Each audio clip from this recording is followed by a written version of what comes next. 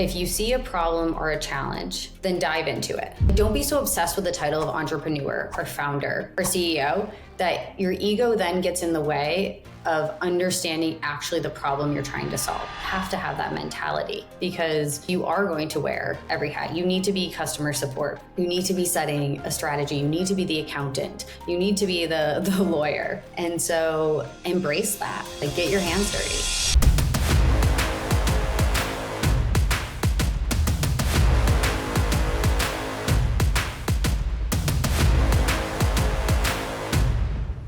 All right, everybody, and welcome back to another episode of the 1% Podcast. I'm your host, Vin, and I'm Shane. And today we're joined by Katy Carrigan, the CEO of Goody. Welcome to the show. Thank you for having me. I'm super excited to be here. Well, I am super thrilled to have you here. As I've already told you, you have a fan in me. I'll give people a little bit of a backstory before I let you do your intro, just because I really love what you guys do. I had invested in a company a few years ago, and the founder of the company sent me this text message that I thought was spam, but he did tell me, he said, "Hey, it's not spam, just open it up." And I said, "Okay, what is this?" I click on it and I get this little card that says, "Thank you so much." And all of a sudden I had a box of macaroons that was getting shipped to my house. And by the way, they were some of the best macaroons I've ever had. And from there I was like, wow, this is the coolest freaking thing I never knew about. And after that, I immediately signed up, started using this platform, and now I use it every year to gift friends, family, clients gifts whenever I need. Now, I gave the listeners a little bit of a preview, but please, Katy, I will turn it over to you to explain what you're building, how you're doing it, and tell the listeners a little more about your company. Yeah, absolutely. Well, again, thank you, Vin and Shane, for having me. As you mentioned, I'm the CEO of Goody. We are a gifting platform. And our roots really came out of building this mobile application that people could use to gift their friends, family in an easy way. And through that, we put it out in the world, and more, we saw adoption on the product, but from people in the workplace, actually. So people using it. So to your note there of sending it to an investor, sending it to a client, employees. So we pivoted and started building Goody really for businesses. And that's been our main focus over the last few years, where it's a B2B platform where we're connecting the best D2C brands, have built a wonderful marketplace, and make it super simple for people to show their appreciation. And how did you specifically start getting involved in this? Like, can you give the listeners a little piece of your story? Yeah. I know I'm always so focused on the company, right? I forget about me here. But no, so I received a Goody, and similar to you, Ben, I was like, whoa, this is really sleek. I like this. And I already was a big gift giver in my life, but I could immediately understand like the need for this, how much easier it could be. And I think that's the thing that I love about like technology and how innovative and disrupting it can be to life, is that it can truly, like, products can like change behavior. And I saw with Goody, I'm like, this is a really, really good product. I could see this changing like user behavior because of how frictionless it's made the entire gifting process. So I got a Goody. I got it from someone on the team, and I started with consulting with the founding team at the company. And I was at Dropbox during that time. And after consulting with Goody for a couple of months, I decided to leave the safety of the big company to join the small startup. And I initially joined in a head of sales capacity. So really focusing on that B2B pivot and how do we break into companies and build out our business product.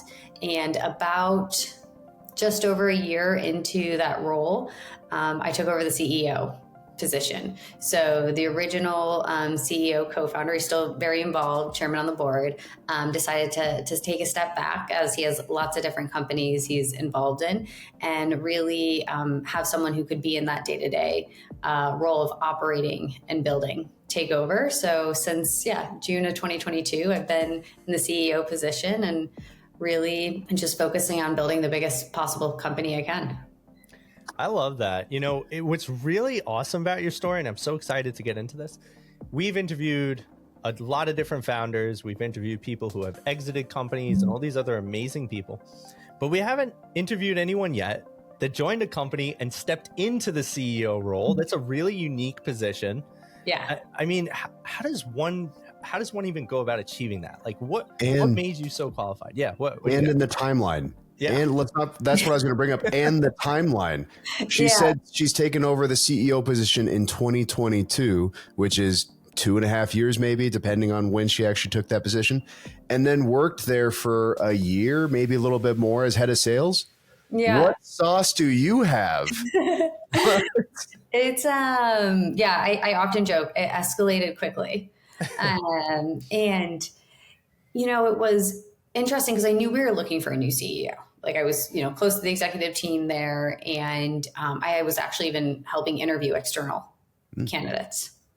And so then when the CEO at the time and our board approached me to actually take on the role, I was like, no way, like what? Like very true imposter syndrome coming through. But in the same way, I was also participating in these external interviews and I knew that these people weren't quite right either. Mm-hmm. And I think a lot of that came down to is like deeply sort of understanding the business and what we were trying to build. And I think, when I came into Goody, we were also a small team. So in that way, titles are kind of meaningless in early days because everyone's doing everything. Like there's no just staying in your own lane when you're at a startup. But I think I'm someone who definitely embodies that and was just working very closely across like the entire team, whether that's getting deep with product and engineering to thinking about our CX function and support. And so what I think that did for me is build a really good brand and trust amongst the team that when they did say want to look internally and say, hey, it probably at our stage of growth and what we need to build right now as a company, bringing someone with that internal knowledge is going to serve us best. I was had the best one for the job, I guess, the best woman for the job. I'm very curious on the marketing approach for this. Marketing in today's day and age has drastically shifted and changed. And this being on both sides of the spectrum where you're going to need referral partners to actually get the commodities to gift out to the actual business consumers, I'm curious on what your level of marketing is. Is it building out through affiliates and then, selling products, or how do you get referral partners and how do you get clients? Yeah. We are definitely a product-led growth company. So the majority of people coming into Goody are actually organic at this point, which we're really proud of. So they're mostly coming in referrals. Otherwise, besides organic, we're focusing on SEM. So it's really what you have to think about our company, and this isn't true with many companies. So this is something I would say individuals really need to evaluate. Are you creating new intent, or is there like the intent is already created, but you just need to convince them to do it on your platform? So we're the latter, right? Which means we don't need to have this like education period that maybe some like the newest technology or the most innovative products need to have, where before someone can even think about using your platform, you potentially need to go through a whole education campaign on why they should care or take an action. Right. So for us, we're taking something that's so innate to human culture that people have been doing since the beginning of time, is, giving a physical item to another person to indicate that you value them. So where I think that's important for us to then think about when it comes to marketing is that we know people have intent to gift. So where can we find the places that they're like looking? And that's where SEM becomes really popular because people are Googling, employee gifts or best client gifts. How do we make sure we're showing up in those areas? What are the right communities? So I know that we should be talking to you. So Shane, we actually started growing Goody through EAs. That was our break into the business world because we knew they could control the purse strings. They were often being asked to take care of gifts for clients or employees, host events, but people weren't building software for them. So, they were doing, their homes were becoming storage closets in that way. So that's a lot, I would say, on the business side of like, we know that people are taking this action. Now, how do we stay top of mind when they have to take it, and where are they potentially looking when they're going to? And then on the other side, because you're right, we've built a marketplace here. So then we need to be able to provide really good gifts so people do want to use our platform once they know about us. And I'd say that was like one of our main focuses when starting the company back in the early days. And now it's definitely not like this, but in those very beginning days, like any scrappy startup, we just started listing products and Get money in the door. Yeah, exactly. Right. Then you go to those brands and you say, hey, like, look at what we can do for you, or bring it in.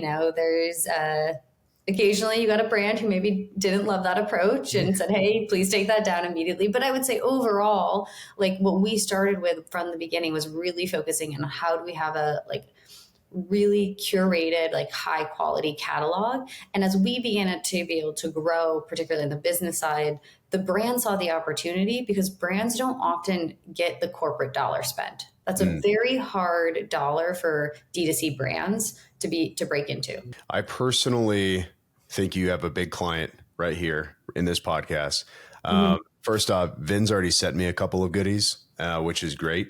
And there's some big conglomerates out there like Harry and David and 1-800-Flowers and things like that, where I don't feel that quality is really important.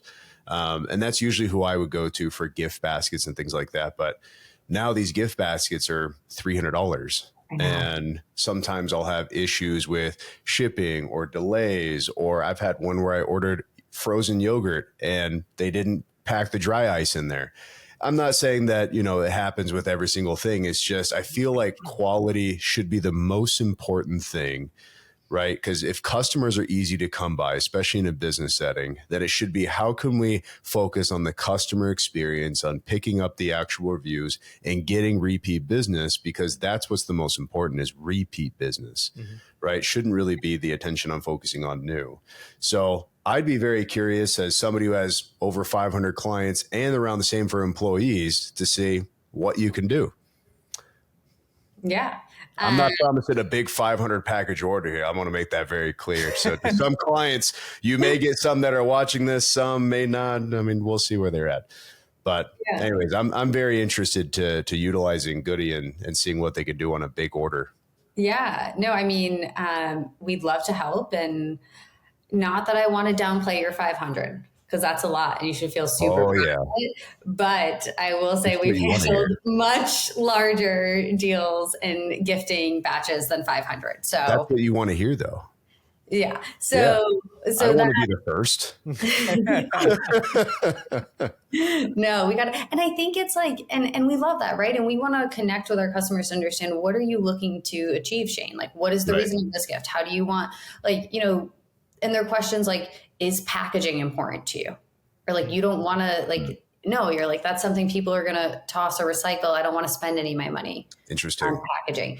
Is choice important to you? So I would say that's like the number one thing that we have found in gifting that we always advise and recommend, is that something with using Goody, you can give people choice, and people love choice. And then the end of the day, they end up valuing what you gave them and remembering it more and thinking of you more, because they got on their own, they're going to choose the thing that's most valuable to them. So what most companies are doing is they're setting a budget, and then they'll send a gift with a nice message. They can put some digital branding on it, and then allowing the recipients to choose what they want. And that, again, and it's a really fun conversation to then have with your clients. Oh, they leave a thank you note of, I saw this, I've been eyeing this blender for so long. See, I never would have thought about them picking with a set budget into place. I mean, it's so much more personal than just saying, here's a bottle of wine and saying, thank you for, another year of service here. So and I didn't think of that. A lot of people. Yeah, go ahead, Katie. Sorry, I was just going to say, a lot of people don't drink anymore, or if they do drink, maybe they don't want wine, or they don't want red wine. And so even that, if you send alcohol on Goody, you can send a collection of wine, so they can choose what wine they want, or you could send a vodka and they could swap it for a tequila. So you're not running into, again, sending something that people don't want. I was going to speak to that point too, because I think, again, great testimonial here. One of the things is that you can put in, and I think this is so intuitive of the platform, in giving people options. You can put in the thought, like, I'll send someone a gift, and then they have the option, and it doesn't disclose the budget for them to choose something they will want, as opposed to what you thoughtfully sent them, because maybe it didn't align. So I think Goody is so intuitive in so many ways. And I'm very curious, because as somebody who loves the platform, recently I got recommended to read this great book called Giftology, for any of you that have never seen it. And I mean, he talks about how he personalizes it. One of the stories, he said he gave somebody a Cutco brand scissors, because they were like the top of the line scissors with the guy's family's name engraved in it. And that was one of the biggest, most personalized gifts that he gave out that created an amazing relationship. So I'm curious, for anyone who might maybe question your platform and say, well, it doesn't seem personalized enough. Can I do that? Does it have those options? What would you say to somebody? Yeah, so I'm reaching up here because I constantly have goodies around me. But this is one of our brands. They're beautiful leather bound notebooks. Here I have it embossed with Goody, but you could just send this to someone and they can we can put their name in it, like on it and send. So it's almost so I would tell someone, you can still have that. We can still do that. We can still do. We have like different levels of personalization. So whether you want to personalize it by putting someone's name on something, or one of my other favorite brands that we work with is this company called Well Told. They're out of New Hampshire. It's US made products. They're beautifully engraved, like glasses, cutting boards. But what's really cool is you can send someone a specific city, or that person can use their address to define like what's engraved on the glasses. So there's ways to have that personal element, but not have to have the friction of going and hunting down the one store that maybe engraves scissors.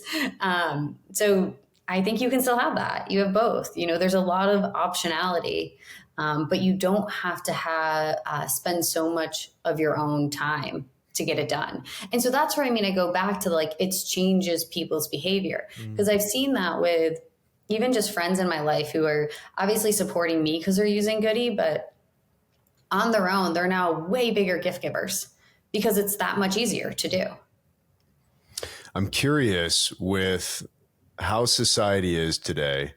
And I'm just generally curious, is this something like, I feel like even putting in millennials, but there's old millennials and new millennials and things like that. But I feel like that's like the foundational step where it's like, okay, still giving gifts is good and it's not quote unquote outdated. And I'm not saying that it's outdated. I'm just curious on what you think by this new generation that's coming in comparatively to our demographic and obviously up.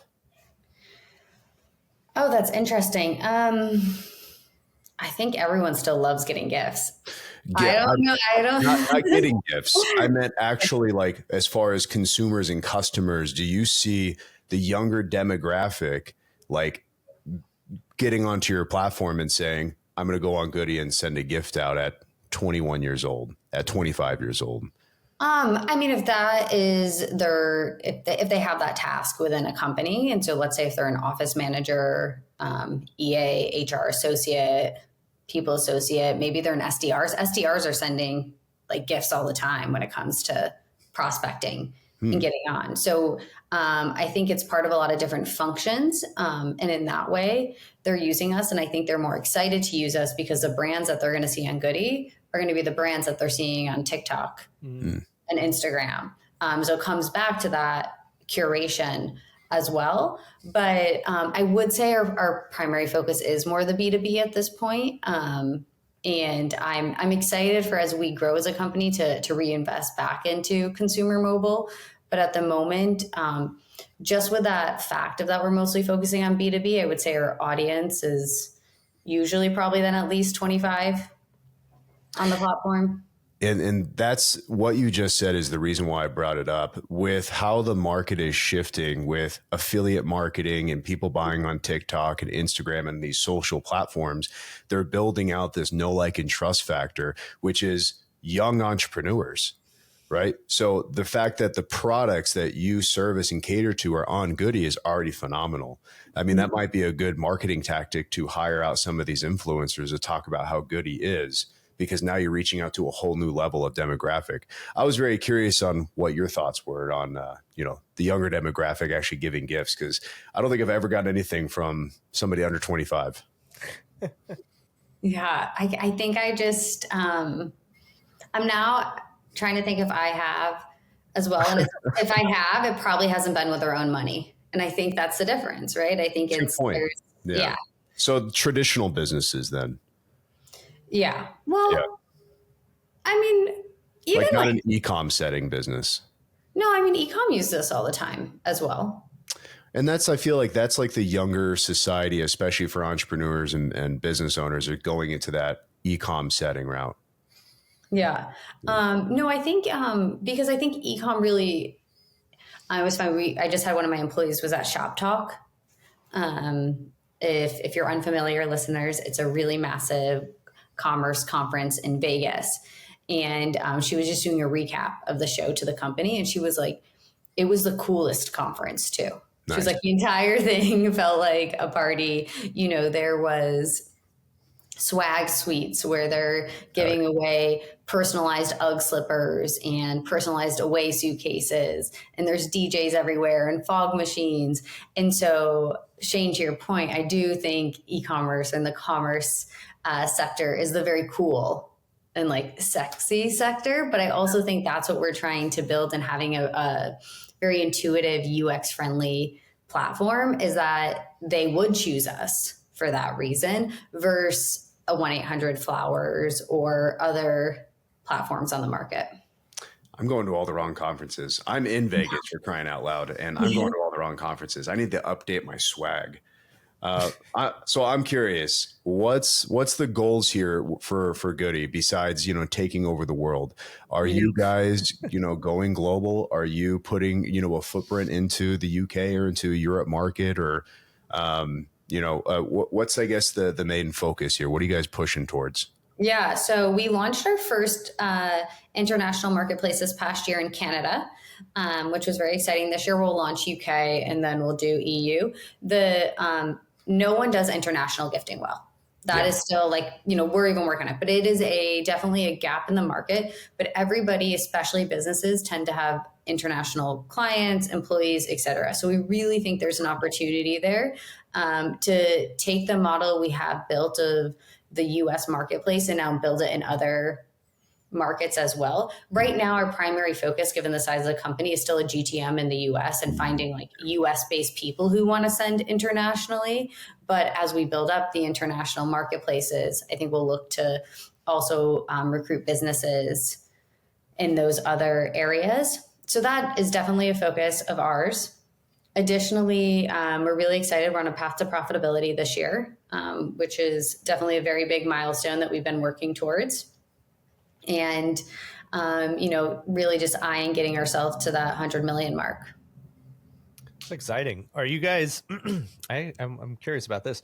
Are you guys, obviously you're a startup to a pretty good degree. Are you guys, have you guys actively raised funds? Have you been responsible for that? Or are you guys just kind of bootstrapping it and growing it based off of how much you're able to generate from the income and the users? That's a good question.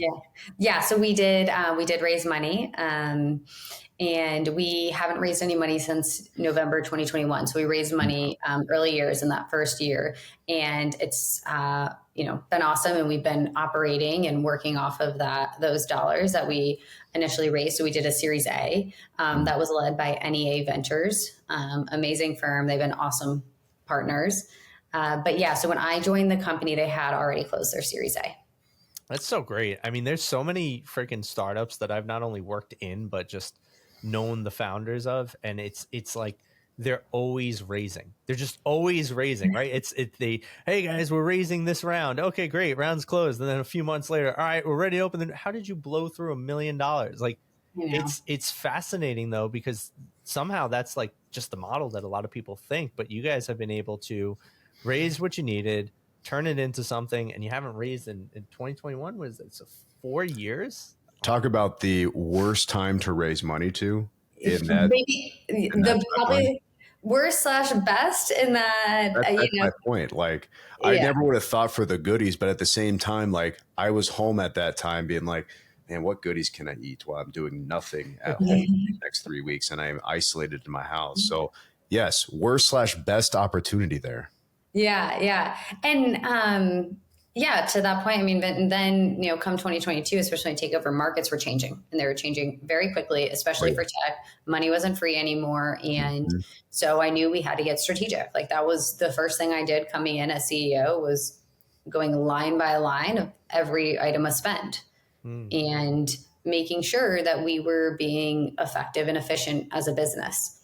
So that does mean you can't do the wild experiments and marketing ploys that maybe VC funding would have once allowed us to do. But in getting very serious and understanding that as the market was changing, there's a good chance we could never see funding again. Like we had to really have a plan that, could put ourselves on a place that we could fund ourselves. And so that's where now that we've proven that and we've been doubling our growth year over year and cutting our burns to now have a clear path to profitability. It's fun. It makes us almost now I can go out and think about raising funds again because I've proven that we Right. can be really good stewards of the capital. I love that. I'm curious about this one. What up until this point, what has been one of the most difficult problems you've had to solve as the CEO? Oh, that's a good one. Because you're, especially as like a first time CEO and with a growing business, you're faced with a number of like net new challenges Mm. that you like didn't expect. Like I definitely didn't expect to play lawyer as much as I have, from redlining to different scenarios coming up. But I think always maybe the hardest thing is making sure just that you're really steadfast in your decision and then you want to focus and like continue to execute against it, because I think you get a lot of noise. You constantly hear a lot of noise. And whether that's from, especially once you've taken on capital, so whether it's from your investors on what they think you should be doing, what they're seeing another company doing. So, hey, why don't you try that? From, maybe even employees at time questioning like, hey, is this really the right thing? From customers coming in and saying, hey, if you just build us this feature, we're going to be your biggest customer. Yeah. Ever. So there's constantly all of these data points that are coming at you. And it's my job to really distill that down and be like, I know the business best, and this is the path we need to be on. I love that. You brought this up, and I think this is really important. A lot of the people, specifically my clients and so many other people that I talk to, tend to struggle with decision making. Now, I work with a lot of CEOs. Their key is in the ability to make good decisions, right? That is the role of the CEO. If you're not having the vision and then making a decision, you're not doing CEO properly. So I'm curious for you, has there been something that has helped you? Because I'm a firm believer that decision making is a skill. And like any other skill, you can build it up over time through some repetition, through some good ways of practicing it. What's maybe been a powerful practice for you in enhancing your decision-making capabilities as a leader? Yeah. So I do think it gets better and better over time, like you said, as a skill. One, mostly because you have the hindsight to look back and been like, I should have made that decision earlier. Mm. Right? Like I know that there's times where I was probably hesitant on a decision. And ultimately, once I made the call, things were better, or things were at least to move forward faster. And you look back and you're like, I should have made that call earlier. And you have some of those and you're like, okay, I understand the consequences of when I don't act decisively. So I do think there's something that comes with experience and time. I think another big thing that has helped me is trust with the circle around me. And so that's my direct reports. And so that way I can look at the decisions that needed to be made, talk to them, get the data that I feel like needs to be collected, and have the information to make that decision and just keep moving forward. So I think if I didn't have people working with me that I trusted, that I didn't trust as deeply as I do, then it would be a lot harder to make decisions. And then I think the third is follow your gut. There's some, especially like I love product. That's something, one of the favorite parts of being a CEO that I think would be very hard for me ever to go just being a sales person again. Like I love being super close to the product, making product decisions, thinking about user experience and the flow.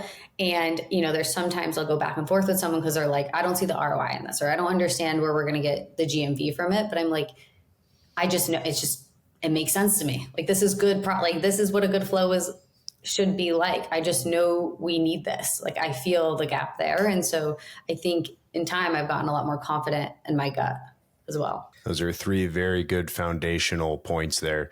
I like how you said circle of trust too. Like we're not just going to quote meet the parents. Like that's you're out of the circle, Fokker. Yeah. So our listeners are, we're obviously mainly into entrepreneurship and business owners. So this question is going to be about that. From what it sounded like, this is your first CEO role. And I know I would just kill myself if I didn't ask you this, but for our listeners that are looking to get out of, their current position and get into either entrepreneurship, starting their own business, or taking over a company, because there's no way this was just lucky. What advice can you give them that are feeling either mentally stuck or, if there's any advice that you can give? I think things are more obvious than we make them out to be. And I say that in a way of, if you see a problem or a challenge, then dive into it. And don't ever don't be so obsessed with the title of entrepreneur or founder or CEO that your ego then gets in the way of understanding actually the problem you're trying to solve. And I say that for an example of like, I have worked our CX chat channels like many hours. Like I am deeply embedded with our customers. And now as we've gotten bigger, I do that less. I don't have as much time, but early days there's no job too big for me. And I think as an entrepreneur, particularly when you're starting out, like you have to have that mentality, because in early days, you are going to wear every hat. You need to be customer support. You need to be setting a strategy. You need to be the accountant. You need to be the lawyer. And so embrace that. Like get your hands dirty. Don't just set meetings trying to sell. Love it. It's so interesting. I'm also curious about this because I think you brought it up and not enough entrepreneurs understand it. You said make decisions with your gut. There's a level of intuitiveness that has to come with leadership. And if it doesn't, and you make every decision from your head, well, you're most likely not going to make the best decisions depending on what state of mind you're in. So I absolutely love that you brought that up. Is there like a practice, or is there something that you've done to really build that trust within yourself to be able to lean into your intuition? I think it's also just trying to be a realist. And also I'll give a good example of this. 2022, taking over the position of CEO. Markets are changing drastically in the VC world. And the one answer, particularly in tech, is layoffs. Cut your teams. Everyone, that's what you're supposed to do. Generally, that is what you're being told across the board. I knew that was not the right answer for us. Like in order, like where we were in that, again, I'm deep in the books, kind of understanding our sales goals. How do we get there? That it just wouldn't make sense. And so, and this is what I'm being told, like advise is probably the best. And, time and time after again, I'm just like looking at I live in Excel sheets, looking at the Excel sheets, like, okay, figuring this out. And, and it came to the end, and it was just like, I do know best here. I have the most information that anyone is going to have. And so I need to just follow my gut here and go that I see a path. And at the end of the day, I could be wrong. So I think you have to also be okay with, you could be wrong. But when you are wrong, can you look back and understand what your decision-making process was? And that, again, it helps you like train yourself to be better. So what did I miss? So if I were to have to make this decision again, like how would I do it differently? And I do say, gut's part of it. It's not, I don't know if there's one thing that's been like 100% gut though. There's always definitely some, yeah, some numbers involved. That's the bad gut feelings. Yeah. Yeah, exactly. Yeah. You had the 7-Eleven seafood that day and you're like, oh boy. Yeah. But that's how we learn from failure, right? Yeah. But it's like, you have to know what you did to get to the failure though, because I feel like that's the worst case scenario. I failed and I have no idea why I failed. Is that usually the case? Or is it usually people are just too lazy that they don't want to work it backwards? And they're like, okay, I failed. What did I do wrong? Because I feel like that should be everybody's normal thing that they do, but I guess they don't. Or I feel like they're too lazy to do the work to start with. I mean, yeah, but now we're talking about you shouldn't be an entrepreneur in the first place. If you can't handle the 24/7 stress of success and failure and growth and limitations and bottlenecks, just stick to a 9 to 5. There's nothing wrong with that. Carefree life. Go enjoy your family. Be stress-free. All these gray hairs, I wouldn't say they're from my 1 and 3-year-old and my beautiful wife. It's from being a business owner. Yeah. I mean, I feel such deep responsibility to my team and customers. Like we put the roof over your head. We insure your families. Yeah. It's very real. I think that's the beautiful thing about entrepreneurship. People have a lot of negative connotations about why business owners make so much, or how can somebody get such a salary or this or that. But that's the part of it, right? Like the reward is because you took the risk, you took the chance, you provide the lives, you provide jobs, you stimulate the economy, you help enhance customers' lives and experiences. Like there's so much wrapped into being a CEO and running a company that the responsibility is so great and the reward is even better. Yeah. And I think about this a lot of like impact on the world and like, what are you doing to make it better? What is the change you want to see? And I do think one of the biggest things I can do is, as I'm building and leading a company, it's leading a company like in a very people first manner, in the way that I think companies should be led. And, particularly as a woman CEO, I want to make sure I can give my maternal leave as long as possible. And, when we're first starting out, it's going to be shorter than I want. But as I talk to my team, like every year that we can, I will look to extend that, because I think that's really important. That's the type of company I want to create. Those are the norms. And when you are at the top, you get to have that impact and make those decisions. And so, Shane, to your point, that it's like, if that's not the goal, that's not what someone's looking for, then I hope that person can go and find a company that can fit them. And then they can look and be like, oh, I'm so thankful for that leader who built a place where I can be successful. Such a great point too. There's a lot of different things that everybody needs. And one of them is a form of contribution, how you give back, how you impact the world, and how you change it. And you and I share a very similar vision. I don't know how great of an impact you want to make, but I walk around telling everybody I want to impact 1 billion lives, because I think that's a really cool goal. And 1 billion will challenge me to get other people involved, because I know I can't do it myself. And that's really the coolest part of it. How dare you saying that, Ben? You can do it. Yeah. We'll talk about it a little bit. But I think that's the most beautiful part. That's one thing I love. And I really agree with you on. Fulfillment it's the quality of your life, right? But the quality of your life is dependent on the quality of your relationships, and everything is about people. And how do you connect, and how do you find those moments and the memories, and all of that is so beautiful. And so much of it, coming back full circle, is always found in gift giving, because we always say it's better to receive than to give, right? Yeah. Sorry, better to give than receive. Wrong. Completely wrong. Yeah. But receiving isn't too bad either. Right. Yeah. Thank you, Katie. See, she gets me. I love it. So we're coming up on the last few minutes here of what's been an absolutely phenomenal, insightful, and enlightening podcast. I feel like we could go for hours. I know I can't take that much of your time. You're a very busy CEO with a phenomenal company to run, but we have a few final questions for you. So one of them would be, and you've given a lot of it already, but one of them would be, what is the greatest piece of advice you've ever received? Could be from anyone. Okay.